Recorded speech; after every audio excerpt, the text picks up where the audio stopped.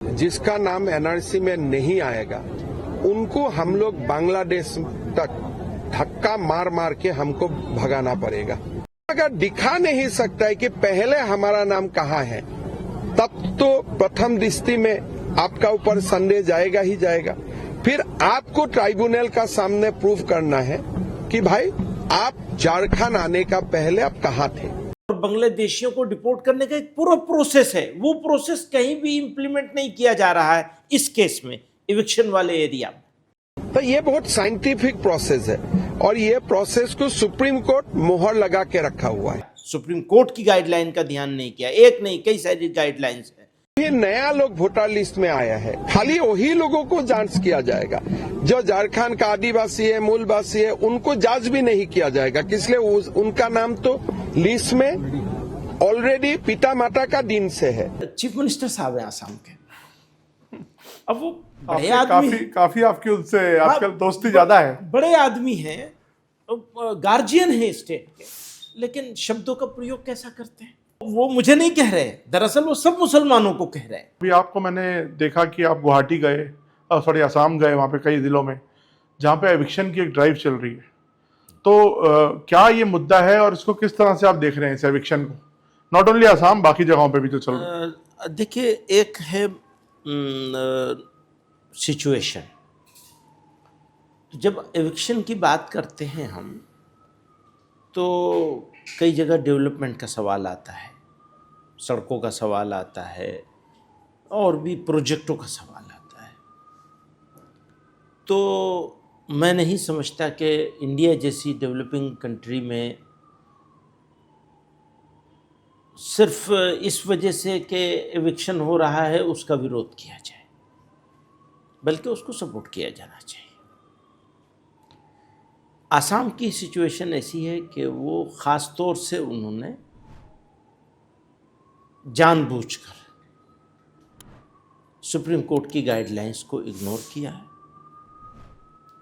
और ज़बरदस्ती करने की कोशिश की है, क्योंकि चुनाव करीब है।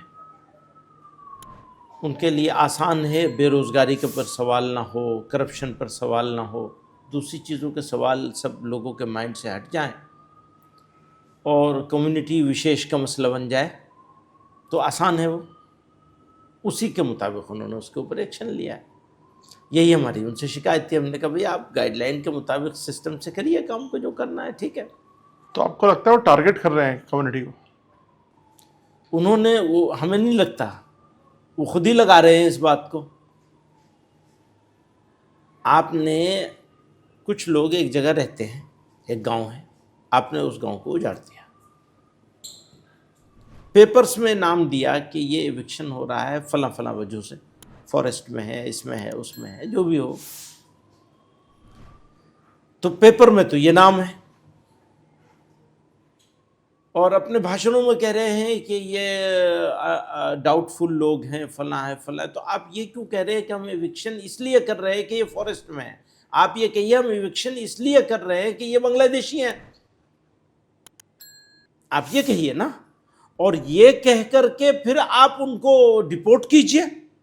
बांग्लादेशी होने का और बांग्लादेशियों को डिपोर्ट करने का एक पूरा प्रोसेस है, वो प्रोसेस कहीं भी इंप्लीमेंट नहीं किया जा रहा है इस केस में, इविक्शन वाले एरिया में कहीं कुछ नहीं किया जा रहा है, लेकिन जबान से अपने भाषणों में वो कर रहे हैं। तो आप समझ रहे हैं कि निशाना कहीं और है और बातचीत कहीं और है, काम कुछ और हो रहा है, निशाना कुछ और हो रहा है।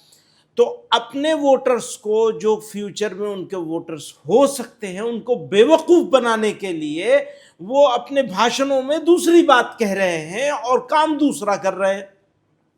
तो बांग्लादेशी अगर बाहर निकाल रहे हैं तो दिक्कत क्या है? हाँ, कोई दिक्कत नहीं है। हम तो कह रहे हैं कि कोई बांग्लादेशी, कोई विदेशी इस धरती पर नहीं रहना चाहिए, ये तो सभी कह रहे हैं, इससे कौन डिसएग्री करेगा। प्रॉब्लम क्या है, मैं रहता हूं वहां, गलत तरीके से रह रहा था फॉरेस्ट में, मुझे वहां एविक्शन हो गया, निकाल दिया गया, मेरा घर तोड़ दिया गया, ठीक, जिस तरह तोड़ा गया, जो सिस्टम होना चाहिए था उसको गाइडलाइन का ध्यान नहीं किया गया, सुप्रीम कोर्ट की गाइडलाइन का ध्यान नहीं किया, एक नहीं कई सारी गाइडलाइंस है, क्योंकि एविक्शन तो जरूरत है मुल्क की।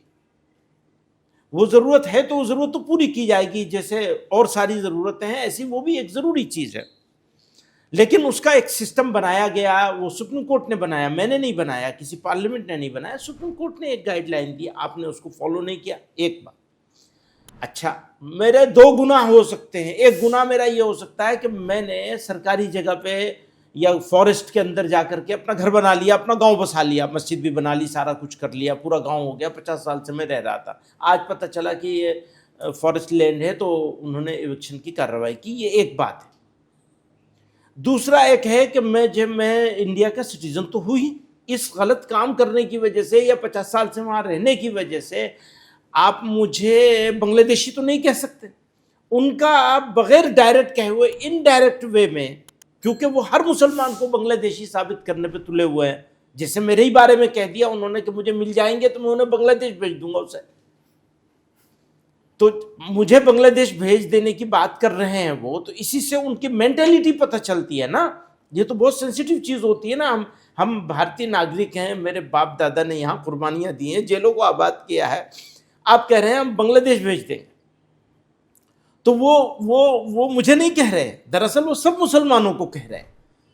तो आपत्ति इसके ऊपर है। मुझे ज्यादा दुख इस बात का है कि वो एक मैं वहाँ भी ये बात कही, मैंने गुवाहाटी में जब मीडिया वालों से बात कर रहा था तो मैंने उनको ये बात कही वहाँ कि भाई आप मुझे भेजना चाहते हैं, मैं जाने के लिए आपके पास आ गया हूँ, मिल गया हूँ, मुझे भेज दीजिए आप। अच्छा, आपकी पार्टी कहती है कि जेल में बंद करो, इन्हें गिरफ्तार करो, तो मैं गिरफ्तार होने के लिए भी तैयार हूँ, जो चाहे आप कर ले, मैं हूँ मौजूद यहाँ आपके पास।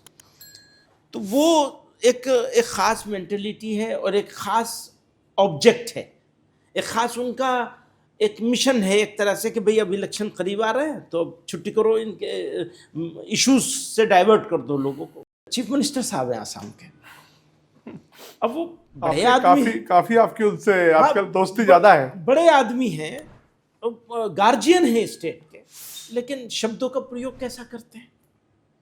तो मैं उनसे हमेशा कहना चाहता हूं, आपके माध्यम से मुलाकात हुई उनकी कभी? नहीं, पहले कभी हुई है, तो मैं आपके माध्यम से उनको पहचाना चाहता हूं, भाई शब्दों को तो प्रयोग ठीक से करें। हाँ, डिसएग्रीमेंट है मेरा उनका, और जरूरी नहीं कि रहे, खत्म भी हो सकता है। अरे ये तो बड़ी बात बोली, खत्म हो सकता है भाई।